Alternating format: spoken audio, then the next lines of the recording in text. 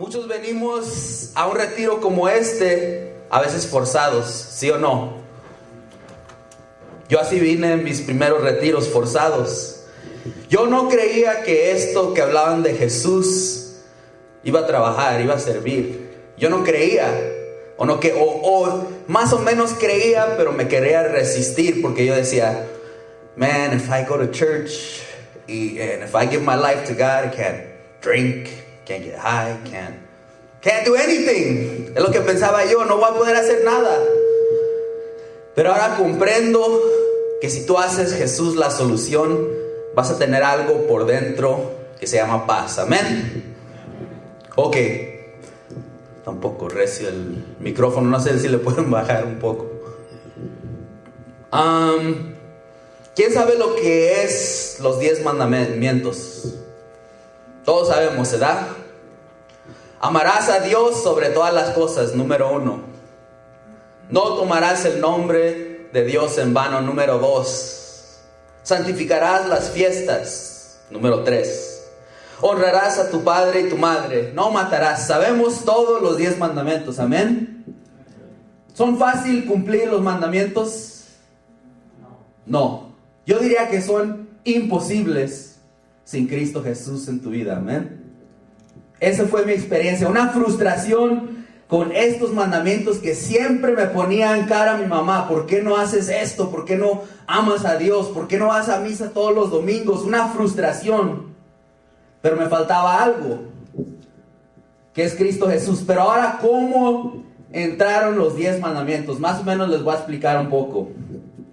Moisés había sacado a los israelitas de Egipto. ¿Estamos de acuerdo con eso? ¿Quién era Moisés? Moisés era un hombre elegido por Dios. Entonces, fue con Faraón, el rey de Egipto, donde estaba su gente. Lo sacó por el poder de Dios. ¿Por el poder de quién? De Dios, amén. Dios es el Todopoderoso. Y voy a hablar un poco de nombres. Mi nombre es José, es el nombre de mi papá. Ángel, el nombre de mi abuelo. Álvarez, el apellido de mi papá. Y Huerta, el apellido de mi mamá. Todos tienen significado, ¿verdad? Si te pones a pensar en tu nombre, a lo mejor tiene significado. O a lo mejor no, nomás te dieron cualquier nombre, ¿verdad? Hay muchos americanos que se llaman Moonbeam. No sé si han conocido a alguien en la escuela. Recuerdo que en la escuela había gente con nombres chistosos. Entonces, aquí Dios llama a Moisés y Moisés saca al pueblo de Egipto. Amén, ¿estamos de acuerdo con eso? Y Moisés un día se va por 40 días a hablar con Dios para que Dios le dé la ley o los mandamientos. Cuando Moisés está en el desierto o está en el monte Sinaí con Dios, el pueblo empieza a hacer preguntas. ¿Dónde está Moisés?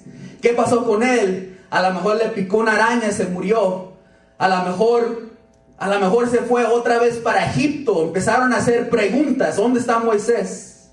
Y la gente fue con Aarón y le dijo, haznos un Dios. Y Aarón inmediatamente dice la palabra de Dios que dice, ok, denme su oro, denme su plata. Y él empieza a formar un becerro de oro. Y la gente de Israel empieza a adorar este becerro de oro. Entonces, cuando Moisés está platicando con Dios, está en la presencia de Dios, porque estar en la presencia de Dios es maravilloso, amén. Quizás no comprendas esto, pero después, cuando venga el Espíritu Santo y empiece a tocar tu corazón, tú vas a empezar a comprender eso. El amor de Dios es un amor, no como un hombre, no como una mujer, es un amor perfecto, amén. Un amor que no te va a defraudar, amén. Entonces, Moisés estaba platicando con Dios cuando Dios le dice, ve, tu gente está pecando, se ha hecho otro Dios, un becerro. Imagínense, estaban adorando un becerro. Y Moisés, aquí voy a leer en Éxodo 32:15 dice así. Moisés se volvió y bajó del monte con las 2 tablas de la alianza en la mano. En otras palabras, tenía los 10 mandamientos. Los iba cargando. Y dice, las tablas están escritas por ambos lados, por delante y por detrás. Eran hechura de Dios. ¿Hechura de quién? De Dios. Dios hizo la ley.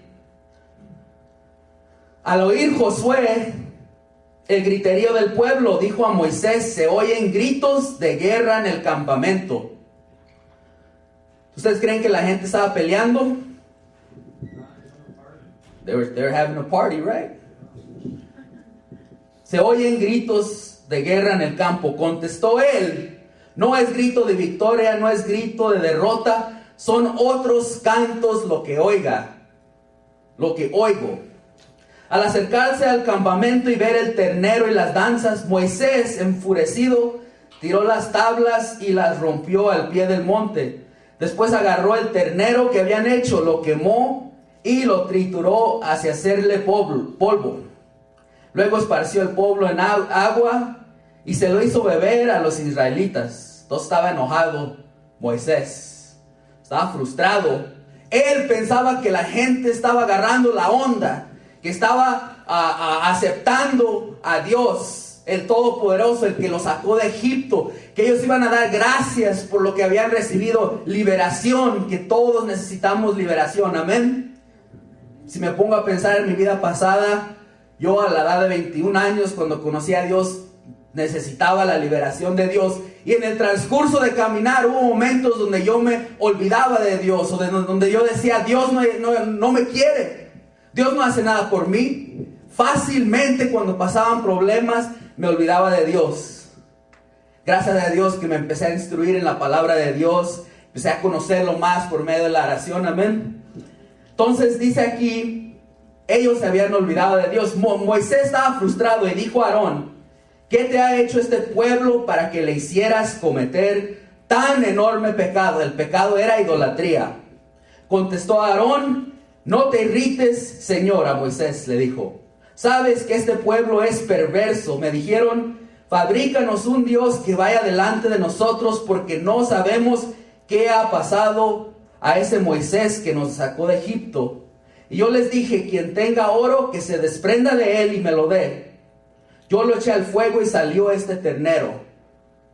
Miren lo que dice Aarón. Eché del fuego las joyas y nomás salió así. Esa es la verdad. No, si leen la palabra de Dios, Aarón lo construyó.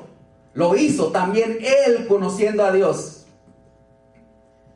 Entonces dijo Moisés, viendo que el pueblo estaba desenfrenado por culpa de Aarón, que lo había expuesto al ataque enemigo, se plantó a la puerta del campamento y gritó, los que estén de parte del Señor, júntese conmigo. Y se le juntaron todos los levitas. Él les dijo, esto dice el Señor de Israel, tome cada uno la espada, regresen al campamento, vayan de puerta en puerta y maten sin tener en cuenta si es hermano, compañero o pariente. Los levitas cumplieron la orden de Moisés y aquel día cayeron unos 3,000 hombres del pueblo. Esta es palabra de Dios. Qué tristeza que cuando llega Moisés y ve el pueblo en idolatría, lo que pasa es, él decide, porque habían quebrantado los mandamientos, matar a toda la gente que había adorado el becerro de oro, 3,000. Entonces, la razón que empecé con esta escritura es que en ese entonces hay una ley, hubo la ley. Si te pones a pensar en la ley, dice, no tomarás el nombre de Dios en vano. ¿Quién no tomará el nombre de Dios en vano? Tú y yo, ¿verdad? No matarás. ¿En quién estás centrado? En tú y yo, mis acciones. No robarás. En ti y en mí está centrada la ley. Entonces, la ley está centrada en el hombre. Pero Cristo Jesús, cuando tú conoces a Jesús, está centrada en Él, su gracia. Este camino, esto que vas a encontrar hoy, ya no vas a tener que luchar contra los mandamientos. Vas a recibir algo, la gracia del Espíritu Santo, donde vas a poder cumplir los mandamientos, no con tus propias fuerzas, sino por amor a Dios. Amén. Entonces, el hombre, tú y yo, estamos inclinados a hacer el mal. Dice la palabra de Dios en Génesis que llegó un momento donde Dios miró que la gente siempre estaba inclinada hacia el mal, se frustró, y dice la palabra de Dios que Dios dijo: ¿por qué hice al hombre? La palabra de Dios en Romanos 3:23 dice: todos han pecado y están cortos de la gloria de Dios. Y hay filosofías que te dicen otra cosa. Tú como humano tienes el bien dentro de ti. ¿Quién está de acuerdo con eso? Tú como humano puedes hacer el bien, y lo que están diciendo no es que necesitas a Dios, sino que dentro de ti hay todo el bien. Tú lo puedes hacer si tú quieres, porque tú eres divino. Eso es falso. Eso es falso, porque la palabra de Dios nos dice: todos hemos pecado y estamos cortos de la gloria de Dios, que quiere decir que necesitamos un Salvador, que es Cristo Jesús. Amén. Tú y yo lo necesitamos hacer centro de nuestra vida. Eso fue mi experiencia cuando yo conocí a Dios. Ya no fue lucha cumplir los mandamientos. Amén. Entonces la ley solo enseñaba los errores. Cuando tú quebrantabas la ley, un mandamiento, te das cuenta que lo quebrantas, ¿verdad? Un ejemplo: si yo voy manejando mi carro a 90 y y me para un policía, me deja saber cómo yo quebranté la ley, ¿verdad? Ibas a 90, ibas hablando en tu celular, y esto pasó. Ahora, si yo manejo a 65, llego a mi casa, va a estar un policía esperándome allí y me va a dar un premio. No, ¿verdad? Estaría bancarrota la policía, ¿verdad? Entonces, la ley y los mandamientos, las leyes, solo enseñan cuando tú la quebrantas. ¿De acuerdo? Entonces, el camino de Dios, el camino de Cristo, dice la palabra de Dios que Él nos ha dado su gracia en contra del pecado, porque todos somos pecadores. Amén. Siguiendo adelante.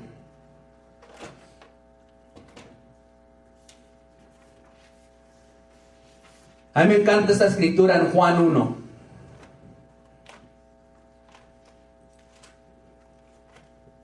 Se las voy a leer y se las voy a explicar. Juan 1.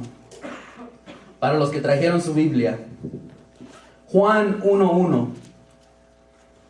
Dice así: Jesús es solución de Dios. Amén. Al principio existía la palabra, y la palabra estaba junto a Dios. La palabra está hablando de Cristo Jesús. Jesucristo es la palabra. Jesucristo tiene muchos nombres. Entonces dice: al principio existía la palabra. En otras palabras, al principio existía Cristo. Y la palabra o Cristo estaba junto a Dios. Y la palabra era Dios. Jesucristo es Dios. Amén. Ella existía al principio junto a ellos. Todo existió por medio de ella, y sin ella nada existió de cuanto existe. En ella estaba la vida, y la vida era la luz de los hombres, y la luz brilló en las tinieblas, y las tinieblas no la comprendieron. Esta es palabra de Dios. Esto es muy importante, que nosotros conozcamos que Jesucristo es Dios. Ahora, si está el Padre en el cielo y mandó a su único Hijo a la tierra, ¿cómo es que estamos diciendo que Dios y su Hijo son el mismo Dios? Es algo confuso. ¿Cómo Dios pudo estar en la tierra y estar en el cielo al mismo tiempo?